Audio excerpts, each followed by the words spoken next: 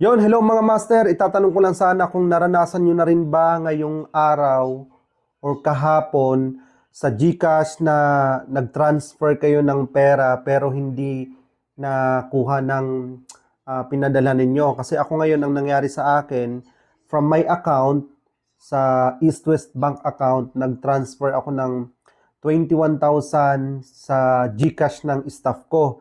Pero hanggang ngayon wala siyang nare-receive na notification or kahit man lang text na na-receive nila yung pera. Pero dito sa bank account ko is nakalagay is successfully naman yung transfer ng ginawa ko, no? Pero ang hindi ko malaman bakit hindi niya na-receive yung pera. So ano kaya ang magandang gawin natin dito mga master?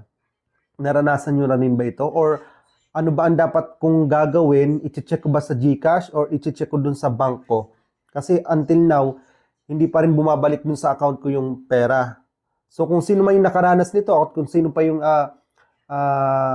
nakatry kung paano nila ginawa ng paraan para mabalik sa account yung pera or matanggap ng receiver yung pera. Kasi sa account ko, nakalagay successful na. Pero doon sa may pinadalhan ko, wala siyang nare-receive.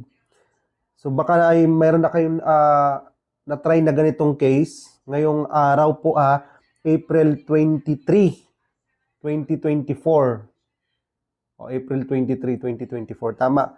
So yun yung petsa ngayon. So comment down below mga guys. Pahingi naman ng ng idea kung anong gagawin ko para ma-trace ko kung nasaan na yung 21,000. Ito yung proof na nasend ko na yung pera dun sa staff ko, pero dun sa staff ko hindi pa niya nakukuha. Ito.